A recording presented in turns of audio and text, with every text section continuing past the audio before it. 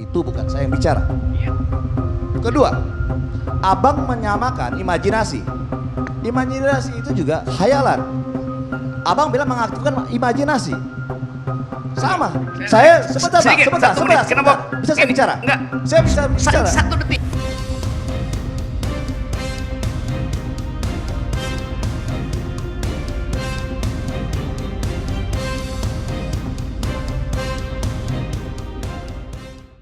Bang Rocky. Apa kabar? Udah apa Anda mau ngomong? Oke, saya langsung to the point aja, Bang. Saya tersinggung. Pertama, setahu saya agama Anda Kristen. Dan republik ini didirikan oleh founding fathers kita. Dari semua agama. Baik itu pejuang, pahlawan nasional, semuanya. Kita sepakat dasar negara kita adalah Pancasila. Kitab suci dalam bahasa kabus Indonesia adalah mengacu kepada Al-Quran, Alkitab, Taurat, dan seterusnya. Itu bukan saya yang bicara. Kedua, abang menyamakan imajinasi. Imajinasi itu juga khayalan.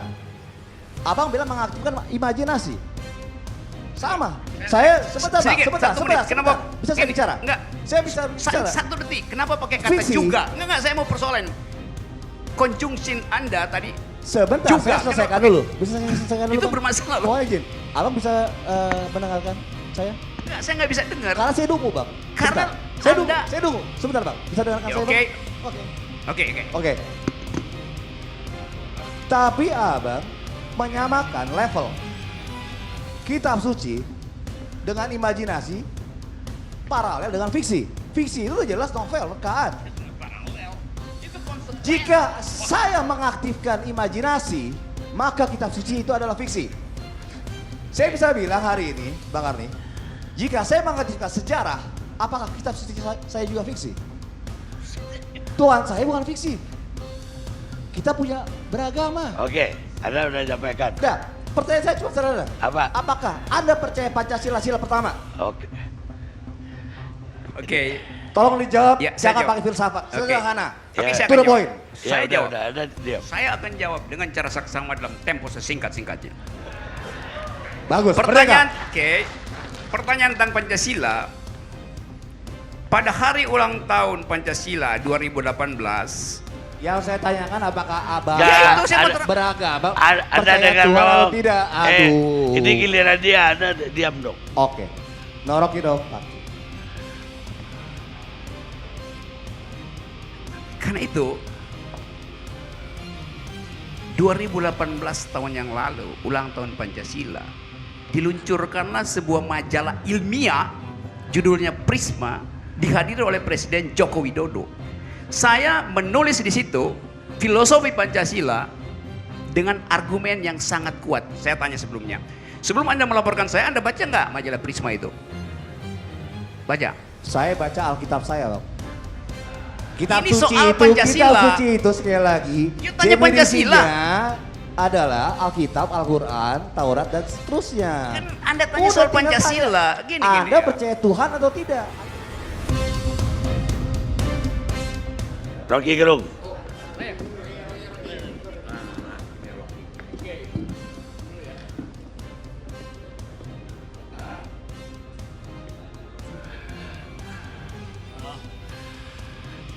Oke, nama saya banyak disebut-sebut tadi oleh Ara. Seberapa dekat Anda dengan Presiden Ara? Ya. Presiden ini dekat tadi sama Ara. Saya juga nggak setuju bang bahwa presiden feodal. Dia bisa ngomong terima kritik. Oke, saya udah dengar itu. Oke. Pertanyaan saya, seberapa dekat Anda dengan Presiden?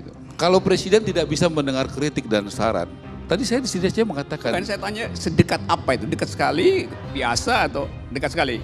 saya yang penting adalah saya bisa menyampaikan apa yang benar, apa yang saya dengar, apa yang saya lihat, dan apa Ya. yang saya yakini benar. Oke, saya jawab. Jadi kalau kita dekat itu, bukan kita minta-minta proyek dan sebagainya, atau kita mempertahankan jabatan. Dia nggak pertanyakan itu. Oh iya, Saya jawab Dekat. cukup dekat. Oke, saya mulai.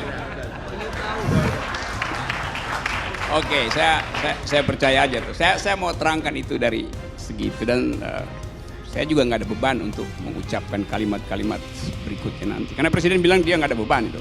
Karena itu saya nggak ada beban. Bukan karena nggak ada badut maka saya nggak ada beban, tapi karena memang ini adalah periode terakhir. Begitu Presiden bilang dia tidak ada beban, maka partai politik pendukung maupun oposisi punya prinsip yang sama, nggak ada beban. Anything goes. Berarti ada potensi untuk merampok lagi, itu kan nggak ada beban.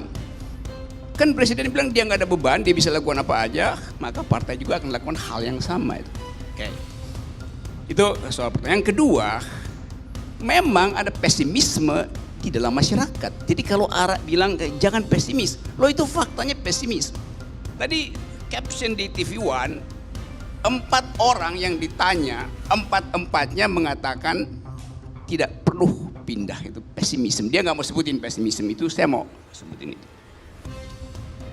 Ide itu diujinya di dalam konsistensi, bukan di dalam fakta dan bukan dalam akibat itu. Karena memang baru ide itu, jadi kita hanya bisa menguji ide pemindahan itu di dalam logika. Itu dulu ya. Sekarang misalnya, kalau kita ingin pindahkan sesuatu, artinya kita ingin sesuatu itu keluar dari dan masuk ke, itu namanya pindah tuh. Jadi ada arah dan ada vektor, kesini ke sini, dan ada besaran energi yang diperlukan tuh. Ada arah dan ada vektor. Sekarang sampai sekarang kita nggak tahu alasan pindah dari dan alasan masuk ke gitu. Pindah dari Jakarta alasannya apa? Masuk ke Kalimantan alasannya apa? Bukan nggak ada alasan, justru karena keterangannya bermacam-macam tadi.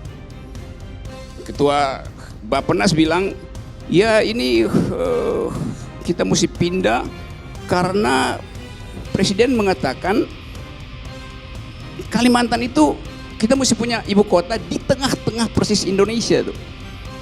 Jadi alasan geografi, kita bisa bikin jangkar terus putar di situ.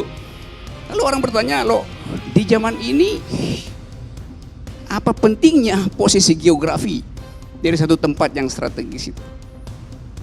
Anda beribu kota di Kalimantan yang paling persis koordinatnya, tapi Anda mesti layani orang yang ada di ujung Papua yang WA Anda itu. Yang mana yang jadi center gitu? Jadi kekacauan tentang ide. Ide awal adalah pindah karena itu center dari Indonesia. Saya baca lagi, mengapa mesti pindah? Karena Jakarta dibuat oleh kolonial, kita mesti bikin kota berdasarkan kemampuan arsitektur kita tuh. Jadi nggak jelas lagi historis kah, geografi kah. Alasan berikut macam-macam itu. Nah, dari alasan-alasan itu jadi orang pesimis kan. Jadi nggak ada salahnya pesimis itu. Nah, kalau kita nggak menemukan alasan otentik dari pindahnya ibu kota, ada alasan lain. Bukan ibu kota pindah, tapi pusat pemerintahan yang pindah. Itu juga blur. Apa yang dimaksud? Di zaman modern pusat pemerintahan itu bukan di istana, tapi di otak, di kepala tuh. Kalau otaknya kosong, pusat pemerintahan tuh nggak ada gunanya tuh. Jadi ini soalnya. Jadi orang merasa kok ada yang aneh dalam diskusi itu. Lalu orang mulai cari keterangan dalam ya prestasi Pak Jokowi. Kenapa dia pesimis? Sebab bab 1 dari biografi nanti Pak Jokowi adalah soal SMK yang adalah ngibul. Itu bab 1-nya tuh. Sekarang kita tahu Pak Jokowi akan tutup masa pengabdiannya di 2024. Karena itu tadi di berita 2023 harus pindah supaya ada bab terakhir dari biografi dia. Itu legasinya tuh. Jadi bab 1 ngibul, bab terakhir asbun. Karena orang gak lihat konsistensi kan. Sehingga mungkin nanti ada judul di ILC 2024 pembahasan buku Jokowi. Judulnya dari ngibul to asbun itu. Itu konkret disadari. Boleh saya juga? Silakan. Bicara. Ganti. Nanti saya terusin ya. Tapi jangan diambil semua waktu ya. Karena udah Apa? hampir Kita jam senang 12. diskusi yang berkualitas. Ya saya senang ya tadi kita punya posisi Dan kita memerlukan betul baik di dalam dan di luar ya Bung Rocky yang mengkritisi seperti ini. Jadi menurut saya itu bagus. Tapi sering saya katakan juga sama Bung Rocky, mengkritisi dari dalam juga itu tidak mudah juga. Saya pilih kritisi dari luar. Ya, jadi mengkritisi dari dalam juga itu berjuang untuk bagaimana menyampaikan tadi ya, bagaimana konsistensi. Kita harus akui tidak ada pemerintahan yang sempurna. Oh ya, tentu Pasti itu. ada yang enggak, kita sportif saja. Ya, kita punya beberapa presiden pasti ada kelebihan, ada kekurangan. Ya, oke. Tidak ada Itu manusia yang normal, sempurna, orang yang tahu sempurna. lah. Jadi, Nah, poin tapi saya jangan bukan itu. tidak bisa tidak apakah usahanya, apakah Bukan. progresnya. Poin saya pada soal ide pemindahan ibu kota yang Iya. lain-lain saya nggak peduli lah. Saya mau terangin itu dulu. Oke. Ya, Nah, Ada kalau selesai. bicara soal itu, tadi saya Ada katakan terusin ya. tadi, tentu dengan proses 5 tahun ini Bung Rocky ya, tentu Pak Jokowi juga tahu bagaimana konstelasi yang ada, struktur, kultur, legalitas yang ada. Iya, kalau dia Nah. tahu itu nggak keluar dengan Jangan dialog Anda berdua. Ya, Anda jadi saya saya, bicara atau- saya percaya Pak Rocky dengan segala kerendahan hati ya, Pak Jokowi, Pak Presiden kita mempersiapkan betul secara detail, secara komprehensif, apalagi tentunya ya ada risiko sebagai presiden yang kalau apa yang dia sampaikan itu tidak bisa ditepati. Saya setuju itu. Kita juga perlu membuktikan apa yang perlu disampaikan menjadi bukti. Jadi itu poin saya. baik, cukup. kalimat itu. Kan saya mulai dengan mengatakan bab pertama dari Jokowi. Jangan diksi yang kasar lah, diksi yang Saya nggak Lebih kasar, saya pakai itu supaya ketahuan benar apa maksud pikiran saya itu. SMK itu kan bab pertama yang pada waktu itu seluruh keterangan pers sama seperti optimisme Ara dan gagal kan? Tunggu. Kan memang nggak jangan ada semua SMK itu. dijawab. Nanti Anda berdua aja, saya Oke kasih ya, nanti lanjut meja. ya, pelan-pelan ya. Saya mau ulas itu habis-habisan.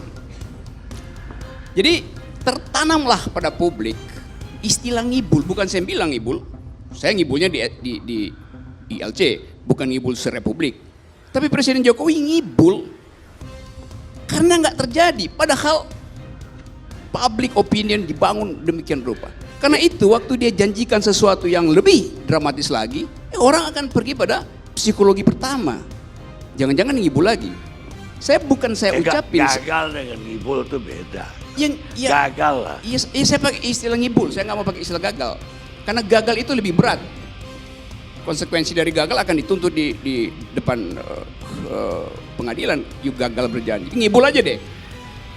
Itu soalnya. Karena itu tadi saya membayangkan, karena itu saya bikin bayangan aja.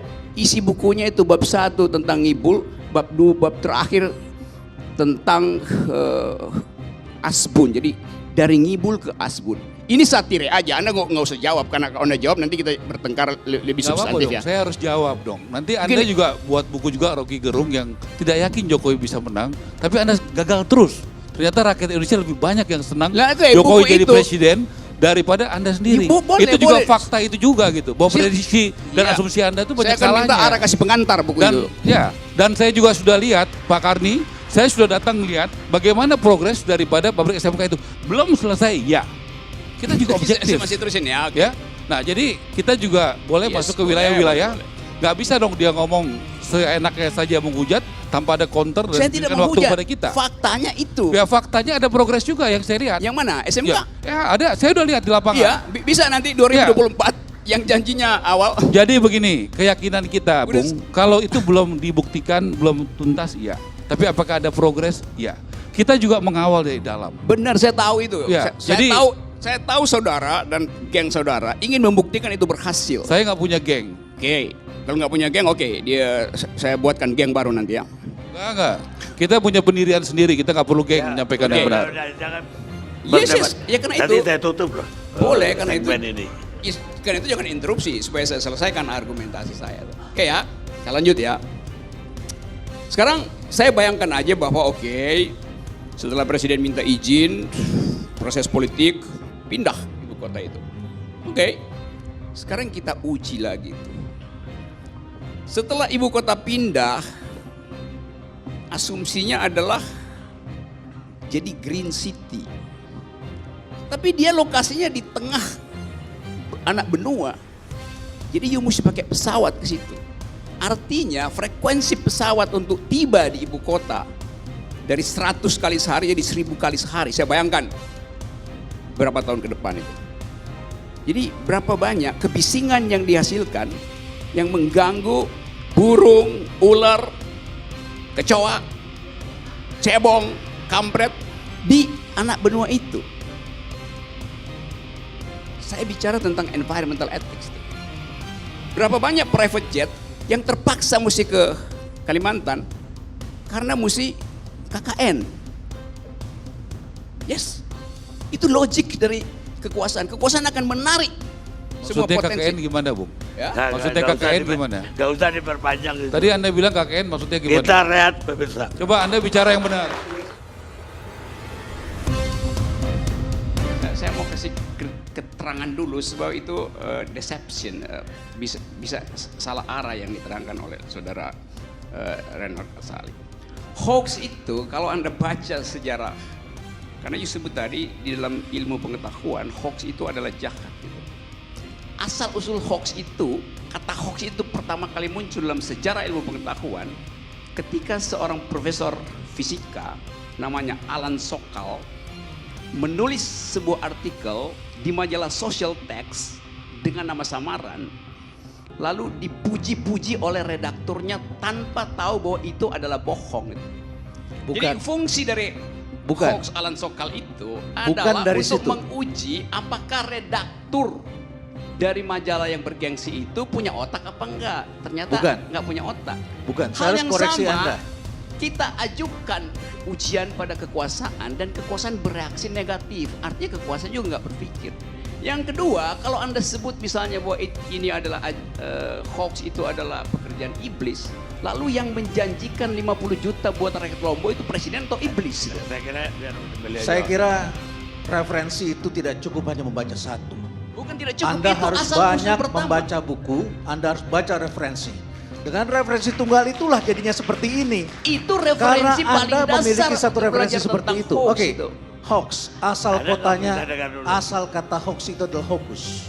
Terus? Hokus itu artinya adalah mengelabui. Itu Itu etimologinya, yang tetapi diambil sejarah dari hoax kejadian para tukang sulap yang kemudian mengelabui Fungsinya apa? mata orang lain. fungsinya menguji orang dungu. Mengelabui. Orang Ya. dungu. Yes. Karena itu yang terjadi. Jadi skandal Alan Loh, Sokal itu. Jadi hari skandal ini bukan orang dungu yang dikelabui, orang-orang pandai, orang-orang yang ibadahnya asal baik usul pun dari hoax dikelabui. itu, asal usul Saya dari kira- istilah saya kira hoax ini kan- terjadi ketika Alan Sokal menguji kedunguan redaktur dari majalah Social Text. Itu poinnya tuh. Itu pentingnya Anda belajar. Saya supaya kira nggak terlalu referensi dungu harus itu, ya. ditingkatkan, Oke. ya. Kalau Anda hanya persepsi dan tunggal, memang itu jadi bahaya. Oke, silakan. Maaf ini. Ya tapi Sedikit ini aja, waktu udah hampir Ya, habis sedikit aja, sedikit aja. Sedikit Bang ya. Saya udah hampir stop Ya. dia. Sedikit aja. Tadi dikatakan bahwa pers dikendalikan, tidak bebas lagi. Buktinya sampai hari ini Rocky Gerung masih bisa bicara di ILC. Ya betul. ILC ini adalah media, bukan sosmed ini. Gini ya. Nah, ini ILC ini media. Artinya Bung Rocky Gerung sampai hari ini masih bisa bicara bebas di ILC. Oke. Ya, satu. Yang kedua, sampai hari ini tidak ada media yang dibredel. Oke. Ya, tidak ada yang dibredel. Jadi di mana? Di mana kontrol medianya, berarti di mana dikendalikan, artinya tidak bisa ngapa-ngapain medianya. Itu dua. Yang ketiga tadi sekalian juga menjawab Bung Fahri mengenai latar belakang Pak Jokowi. Justru yang mengetahui latar belakang Pak Jokowi yang pertama kali lah PKS Solo. Yang mengajukan Pak Jokowi jadi wali kota Solo. Jadi yang sebenarnya paham itu adalah PKS Solo yang paham betul mengenai latar belakang Pak Jokowi. Jadi tadi itu soal jangan dibenarkan juga bahwa hoax itu boleh, ya. Jangan dibenarkan bahwa hoax boleh karena media terkontrol atau dikendalikan. Padahal beliau sampai hari ini bisa bicara. Iya. Gitu. Jadi itu juga sementara. Dia ini. masih Terima kasih. memanfaatkan kebebasan pers. Ya, ini ya sampai hari ini masih memanfaatkan kebebasan pers. Buktinya tiap ILC beliau bisa ngomong Oke. apa aja gitu. Sekarang Terima saya kasih. uji coba. Oke, coba saya uji. Nah, tesis ayo Anda. kita saling uji. Oke, saya uji ya. Boleh nggak? Oke.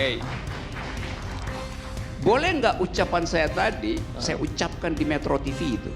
Boleh kalau Anda hadir, boleh. Sampai hari ini, saya rasa Metro TV pun Anda kalau diundang pasti Udah, datang. Kalau itu nggak usah Itu problemnya diperdebatkan. kenapa nggak diundang? Kalau itu nggak usah Katanya nggak mau katanya BPN. Itu mati-mati Kalau punya nggak diundang itu, politik. jadi gini loh, artinya Bung Rocky Gerung, ada beberapa media yang mengundang Bung Rocky, Rocky nggak mau datang. Mana sih? Yang undang saya cuma Ada. ILC, nggak ada. Enggak bos, saya pernah ingat iNews pernah undang Anda nggak mau datang. Nggak, itu urusan iNews media itu lah. undang untuk acara Tuh. hiburan, bukan Tuh, soal beginian. Lo forumnya tuh forum. Gini bos, artinya Anda sampai hari ini memanfaatkan kebebasan pers itu untuk bicara. Ya udah, Oke? ALC bebas. Oke ya, udah. sip. Jadi ada kebebasan Loh. pers di ILC. Oke. Jadi kebebasan Oke ya. pers itu hanya sip. ada di ILC. Nanti kita debat lagi bro. Siap. Oke, saya lanjut ya. Karena itu, karena ketiadaan kebebasan informasi, maka muncullah apa yang disebut prejudice. Purbasangka itu. Purbasangka itu dasarnya adalah past event. Apa yang pernah terjadi sebelumnya tuh. Jadi orang mencurigai justru kenapa kekuasaan ini memburuk setiap hari. Mengapa pengendalian opini berlangsung terus? Mengapa ada mobilisasi ASN? Mengapa anggaran belanja negara itu justru dikeluarkan di ujung masa kampanye dan itu artinya anggaran pencitraan itu. Itu prejudice yang ada basisnya tuh. Karena rentetannya begitu. Sekarang orang curigai, mengapa pada akhirnya dikeluarkan undang-undang pamungkas yang namanya undang-undang terorisme itu. Oke. Ini ya, Anda kan di Demokrat Iya, sekarang. kalau itu nggak usah dijawab lah. Iya ya Kak, maksudnya saya mau beritahu aja, beliau ini di Demokrat. Biar tahu saja, dulu Pak SBY itu mengeluarkan yang namanya uang-uang sosial itu, Tunggu, itu saya untuk di Demokrat. memperpanjang Ini- pemerintahannya. Ini juga hoax paling aneh. Oh, bukan Demokrat? Kapan Bukan. saya Demokrat? Oh enggak, oh ya sip. nah, Kalau kan gitu ini- enggak. Gini. Ini. Oke, oke. Saya bisa putus loh, langsung. Oke ya. Ada yang terakhir. Ada mau ucapkan apa terakhir? Ya, jadi kekacauan kita terjadi karena ketidakjujuran pemerintah. Itu soalnya.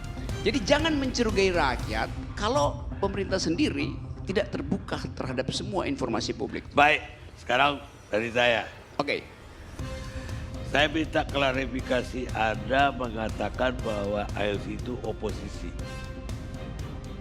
Kapan saya ngomong bahwa Ada. saya oposisi? Bahwa itu Oke. forum oposisi. Oke, saya Ada terangkan video sekarang. aja. Oke, saya terangkan ya. Kenapa ILC itu oposisi? Karena saya hanya bisa menyalurkan pikiran oposan saya melalui ILC. Jadi saya anggap ILC adalah saluran oposisi saya. Karena saya pikir juga begitu.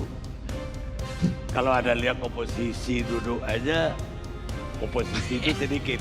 Tapi gara-gara Anda bicara, ALC dianggap orang oposisi. Dia nggak apa-apa? Dianggap orang oposisi. Ya bagus kan buat naikin Tapi rating. kenapa Anda bilang lagi bahwa ALC tempat Anda berbohong?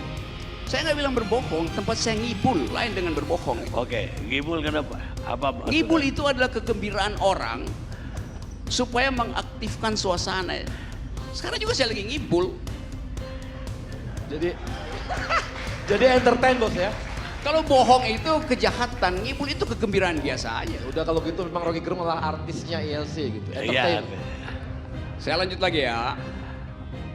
Akibat dari diterapkannya atau peluang diterapkannya, bahkan pada tingkat wacana diterapkannya undang-undang terorisme, itu wartawan asing telepon saya. Peneliti asing heboh lagi itu. Karena mereka khawatir bahwa indeks demokrasi Indonesia akan turun lagi. Karena menerapkan undang-undang teror. Jadi itu kan bodoh kan. Karena kita di luar negeri akan dikasih rating bahwa indeks demokrasi kita turun lagi. Karena ada wacana ini. Jadi kenapa indeks demokrasi kita turun?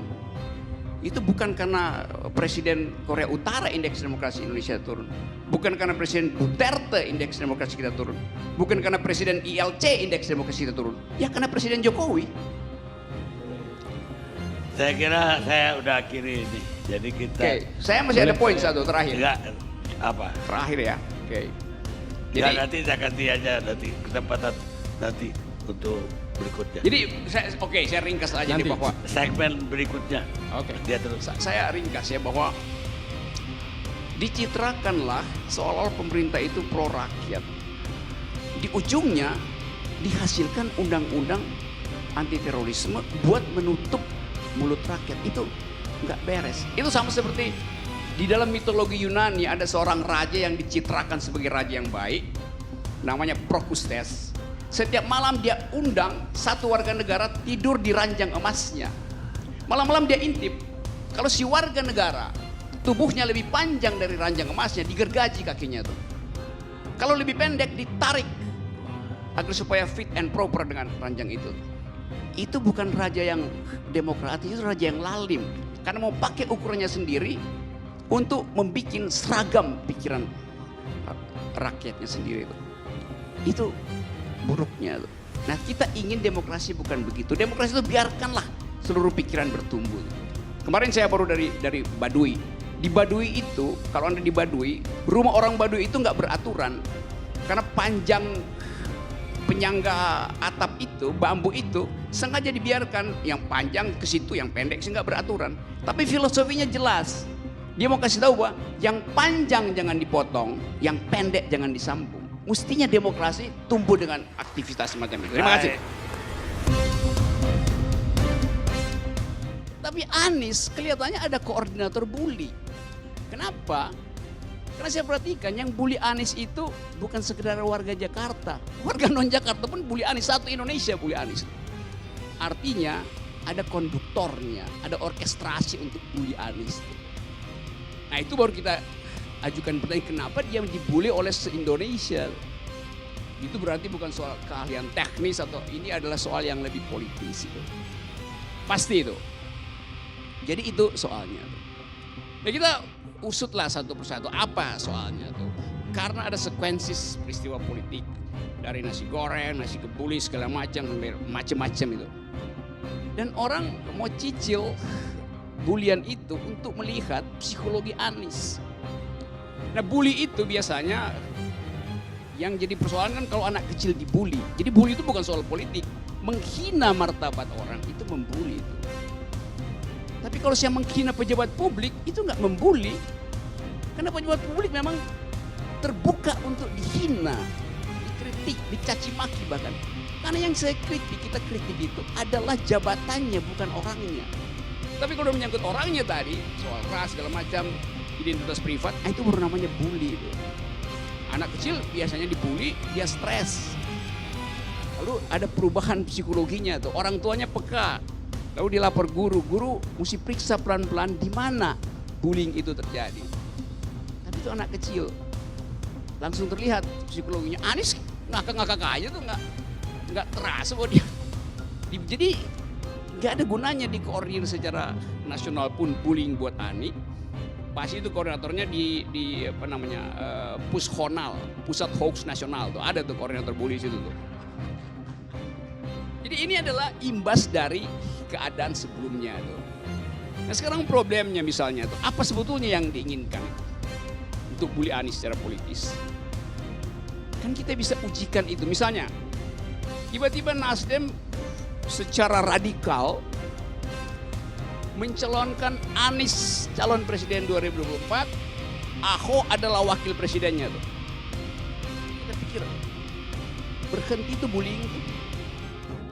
Karena difasilitasi kan dua-duanya Nasdem, LSM Nasdem kan penggagas kan Ahok dan Anies masuk akal aja kan.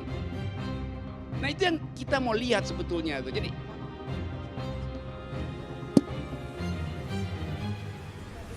apa sih? Ini badut kok dipelihara di sini. Mana ada Nasdem mencalonkan Anies dengan Ahok? dia nggak tahu saya bikin thought Coba eksperimen dong. di kepala tuh. Ini forum ILC ini ditonton oleh orang se-Indonesia. Jangan lagi disebut-sebut lagi beliau mengatakan tempat nibul gitu loh. Membuat ILC ini terdegradasi loh. Males jadinya datang ke ILC ini kalau ada orang ini. Susah. Sorry Pak Arni. Ya jangan. Jadi dia sebut saya badut. Dan cara melayani bullying semacam itu adalah dengan tepuk tangan aja. Yes. Karena dia berusaha larang saya membuat thought eksperimen. Bikin asumsi di kepala sebagai hipotesis untuk menguji. Ini bullyingnya, ini motifnya apa? Karena itu saya ujikan. Seandainya Anies dipasangkan dengan Ahok, saya pakai kata tadi seandainya. Badut nggak mungkin pakai seandainya tuh.